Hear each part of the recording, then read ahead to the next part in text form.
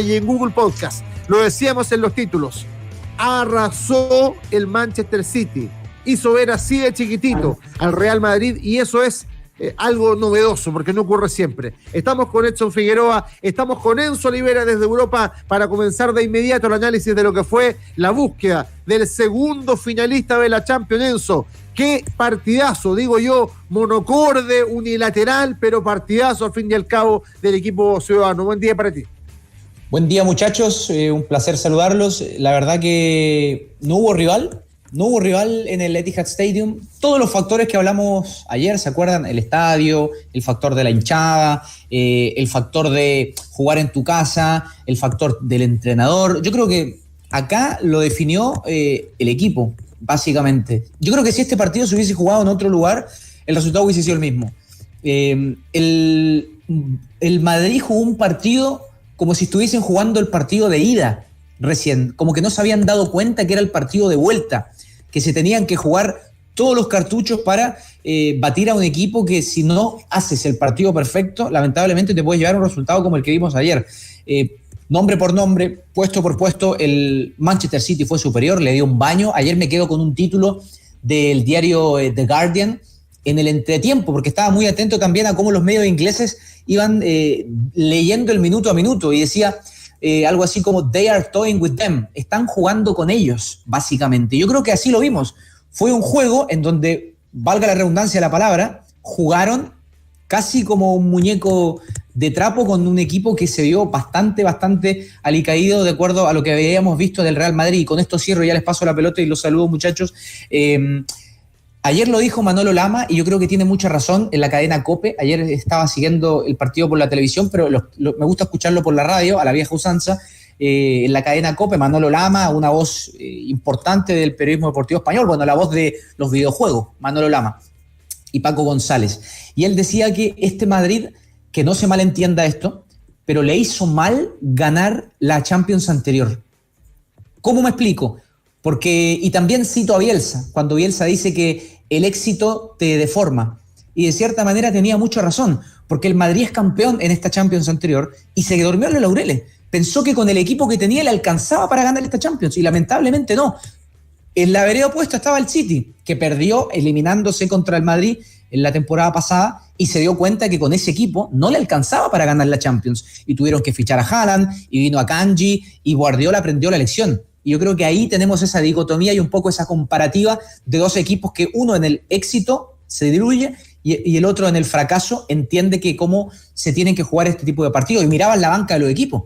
Ceballos, un Hazard que no está al nivel, Odriozola. No tenía mucho para echar mano, lamentablemente, a Ancelotti. Uno miraba la banca del City, que los millones son similares, ¿no? Porque uno dice que el City gastó más. Ojo con eso, ¿eh? Ayer estaba viendo una estadística de Transfer Market. El gasto de los dos equipos a nivel de plantilla es casi el mismo. Nos quedamos con esa idea de los petrodólares del City, pero el gasto es casi el mismo. Y la banca del City tenía a Foden, tenía jugadores que podían darle una mano, aunque Guardiola no lo necesitó tanto. Así que ese es un poco el escenario de cómo lo leo yo, muchachos. Edson y Rodrigo, les mando un abrazo. Por supuesto, Edson Figueroa, buen día para ti. Abrazo gigante. Tenemos final para el día 12 de junio. Sí, buen día Rodri, buen día Enzo, a toda la gente que nos escucha. Tenemos final y ayer lo analizábamos y los tres que estábamos en el panel compartíamos y creíamos que el finalista iba a ser el City. Lo que ninguno vislumbró, lo que ninguno imaginó es que el partido se iba a dar de la manera que se dio, con la contundencia que terminó ganando el City.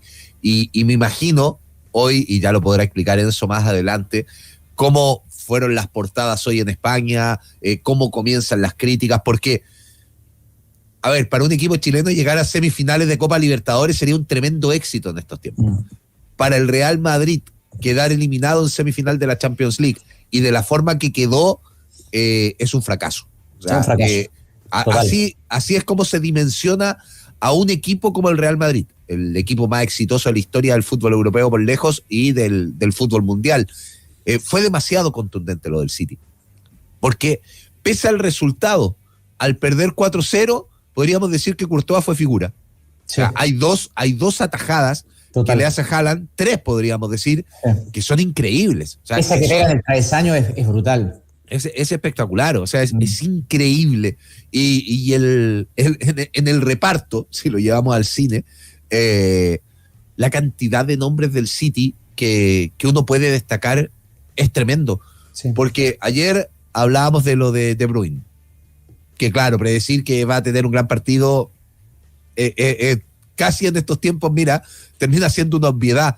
Qué difícil que un futbolista nos diga, es una obviedad que va a jugar bien. Qué lejos estamos de eso, pero pasa.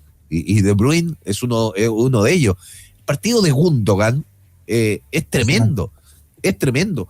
Me parece que en la previa nadie pensaba en el partido de Bernardo Silva y que iba a estar convirtiendo 2 goles, casi hace un tercero. O sea, lo de Grealish termina siendo demasiado perfecto lo que tuvo el City ayer. Es más, uno se queda con la duda de Haaland, no pudo convertir en esta llave. El tremendo goleador no pudo convertir en la semifinal ante el Real Madrid. Tuvo ocasiones, tuvo 3 ahí tremendas que ya destacábamos un poco lo de Courtois, pero fue demasiado contundente, fue demasiado llamativo. Y hoy va a tener que lidiar con otra presión del City, porque ya ayer de cierta manera la tenía hasta eliminar al Real Madrid. Ahora de que es no el favorito, es el amplio favorito para quedarse con la final. Es el tremendo, o sea, todo el mundo nos sumamos, decíamos, la final anticipada, que de acá sale el campeón, y el fútbol nos entrega estas cuestiones. Ahora no fijarse, vamos a tener mucho tiempo para analizar lo que será el City con el Inter, que también uno tiene que jugársela. Para mí sí es el amplio favorito y tiene que asumir esa responsabilidad el City de cara a lo que viene, por los actores, por todo, pero fue una tremenda expresión futbolística, una lectura de partido por parte de Guardiola tremenda también, porque desde el primer minuto hasta el último se notó esa tremenda superioridad del City ayer en la cancha. Sí, yo siento... Yo voy a aportar un dato, Enzo, antes de que sigas tú, porque cuando el año 2010 el Inter jugó la final con Barcelona, era otro Inter con un entrenador como Mourinho, que tiene mucha más capacidad que Inzaghi, con grandes futbolistas en el plantel, pero tampoco era el favorito. Y sin embargo, desde la estrategia, desde la táctica, desde la planificación y el compromiso, se lo ganó al mejor Barcelona de la historia. Por lo tanto, yo igual, si bien no confío tanto en Inzaghi, no lo veo como el Mourinho del 2010, voy a colocar un par de granitos para apostarle ahí al Inter igual. Oye, mira, pasé un poquito de historia y ya voy a pasar a analizar el partido. Mira, es que a mí me gusta mucho la hemeroteca, la estadística. En Tuttosport hay un artículo súper interesante. Inzaghi es el entrenador italiano número 12 en meterse en una final de Champions. Mira, Fulvio Bernardini con la Fiorentina, estamos hablando de los años 30, Giuseppe Viani, ya vienen algunos que conocemos, Nereo Rocco, un poquito más abajo Giovanni Invernizzi, ya conocemos a Giovanni Trapattoni con la Juventus, ya conocemos, por supuesto, a Arrigo Sacchi con el Milan, este Milan multicampeón. Después nos metemos a Fabio Capello. Después seguimos con Marcello Lippi, que dirigió a Marcelo Salas. Ya conocemos a Carlo Ancelotti con aquel Milan. Y después finales con la Juve. Con el Real Madrid. Roberto Di Matteo, que sorpresivamente se mete a una final con el Chelsea exactamente y la gana.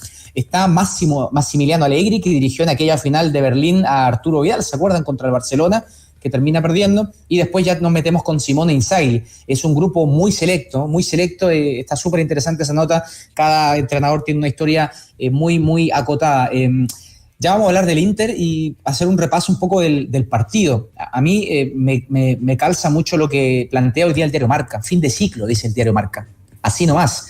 Es increíble cómo el fútbol en un resultado te pone en una parte de la moneda y en otro resultado la otra. Si el Madrid clasificaba a la final, ese titular iba a ser completamente distinto, pero nos cambiamos de 0 a 100.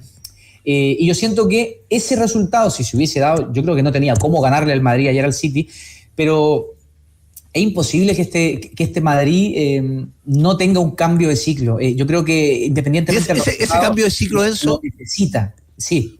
¿Por dónde pasa?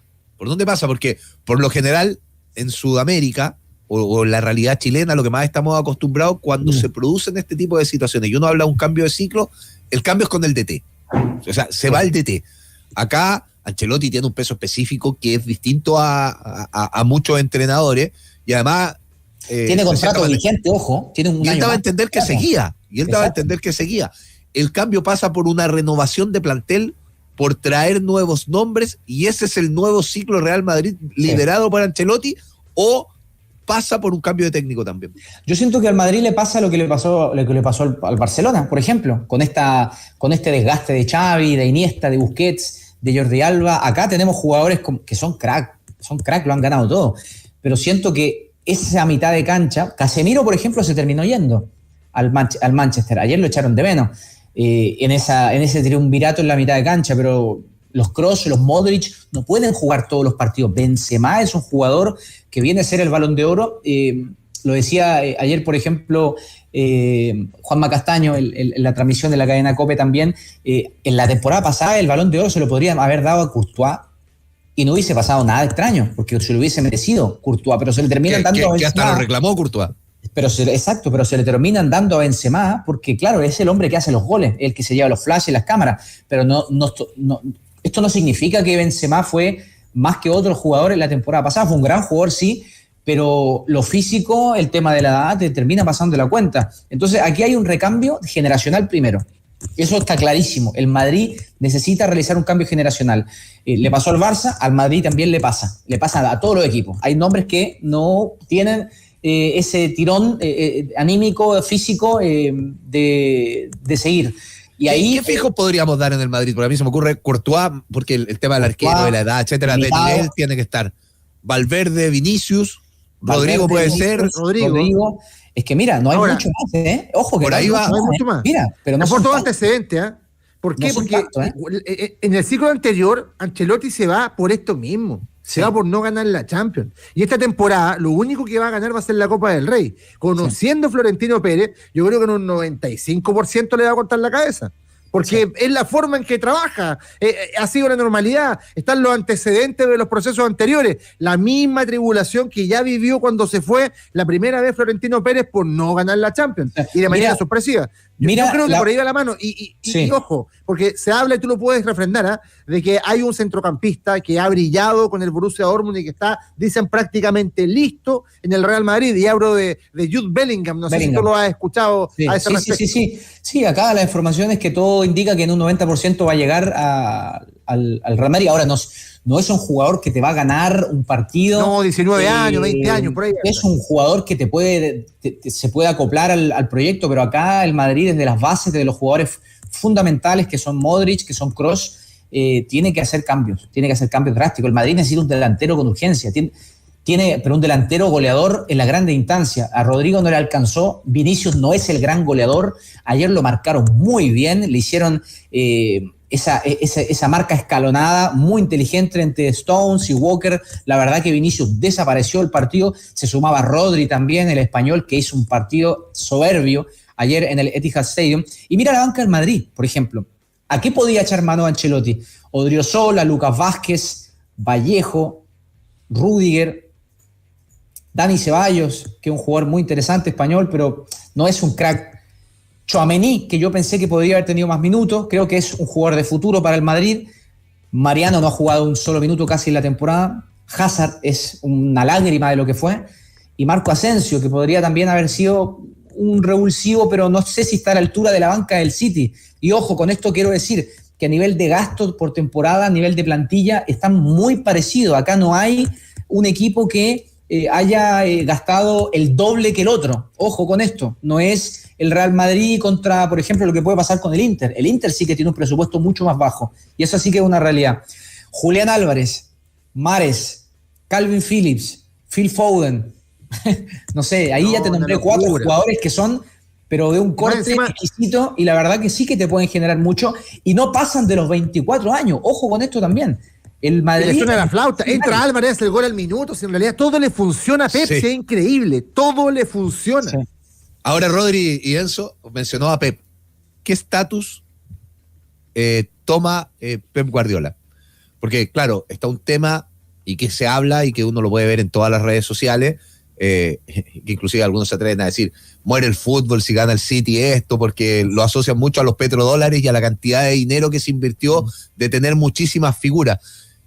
Pero desde lo que pudo construir en Barcelona en su momento, desde la forma de jugar, porque ayer, ¿qué veíamos en el City? ¿Veíamos posesión de balón? Sí. ¿Veíamos transiciones rápidas? También las veíamos. ¿Veíamos presión alta? Sí. por momentos presión media, porque no todo fue presión alta, en algún momento la presión fue en la mitad de la cancha. Sí. Vimos un montón de elementos tácticos reflejados en la cancha, que creo que también de ganar la Champions con el City, porque creo que ahí tiene una obligación el técnico. Pep Guardiola toma un estatus como técnico, ya lo tenía, pues si cuánto hablamos de la escuela de Guardiola, no cualquier técnico puede hacer escuela a nivel mundial. ¿Cuántos técnicos en Sudamérica terminan diciendo yo quiero jugar como Guardiola? Pero creo que te da un peso específico distinto ganar la Champions League, de ir marcando la historia a un técnico como Guardiola. Yo creo que la mano de Guardiola ayer se notó muchísimo. Es un equipo de autor. Esto de tener unos volantes como, por ejemplo, el caso de... A mí me encanta el caso de Stones, que es un volante súper inteligente, que es volante, pero a la vez se mete entre esa línea de tres, entre Walker, Rubén Díaz y Akanji. Para mí, los jugadores fundamentales, más allá de que los que se llevan un poquito... son los que son de 3/4 hacia adelante, los que terminan haciendo los goles, los que terminan generando esas oportunidades de gol. Pero acá hay un esquema Guardiola súper inteligente. Lo tocamos hace una semana atrás con Felipe Escobillana en el podcast que hacemos de Red Gol en Europa, con la evolución de Guardiola de esta línea de 3 que en el Barcelona le dio mucho, pero esta línea de 3 en el Barcelona no contaba con esos volantes que se metían entre los centrales para defender. A nivel defensivo, un equipo muy sólido. Le hacen pocos goles a este City. Sí. Y son capaces de proyectarse en ataque de una manera tremenda. Eso también habla mucho de la evolución de Guardiola, de entender esa línea de 3, pero proyectarla con estos dos volantes que son una marca de él, que es un sello totalmente guardiolista, entre Stones y John Stones y Rodri, que un volante que hace unos años atrás no lo teníamos en el escenario mundial, y la verdad que Guardiola lo ha sabido adaptar para su esquema. Y después es un equipo que te ataca con un delantero, porque ayer el equipo tenía un solo delantero que no marcó ningún gol en la llave, lo marcaste tú recién, Edson, y eso dice mucho de cómo genera el equipo desde la mitad de cancha con estos dos volantes defensivos, pero que son ofensivos a la vez, y se suman a Grealish, a Gundogan, a De Bruyne y a Bernardo Silva. Ahora, Enzo, podemos decir, Haaland, de acá me sale la admiración que tengo por el futbolista, no convirtió ningún gol, y es verdad, pero cuánta preocupación genera en la defensa rival. ¿Cuánto funcionamiento y dónde se para en la cancha? ¿En qué zona del terreno de juego se para en Madrid?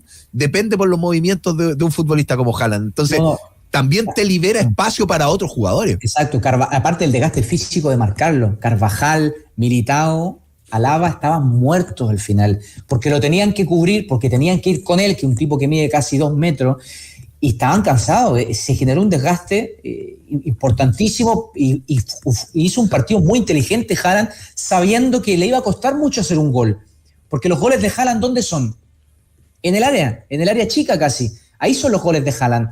El City generó una forma de ataque ayer distinta, que no se proyectó en Haaland. Haaland fue el hombre inteligente. Muchas zonas arrancando de la mitad de la cancha. Y el Real también se replegó. Le gusta. Hay ¿cuántos goles de Haaland hemos visto arrancando con balón dominado y rematando al llegar al área? Le costó mucho entrar ayer en el juego, porque claramente esa marca escalonada que le tuvieron que hacer genera finalmente un desgaste que al final del partido al Madrid le pasó la cuenta. O sea, vimos jugadores completamente desgastados.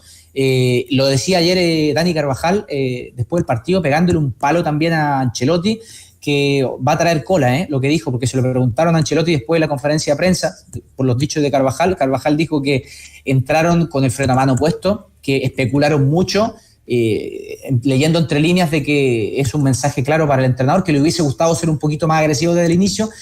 Y ya lo entendí con la frase de Ancelotti ayer, que la comentamos acá, que lo dijo en la conferencia de prensa previa, que él sabía que el City le iba a marcar un gol primero, y lo tenían claro y lo tenían asumido, y que después ellos iban a tener tiempo para poder reaccionar a ese gol. Claramente, si te entregas así, complicado. Y eso también los jugadores lo sintieron. Quiero hacer la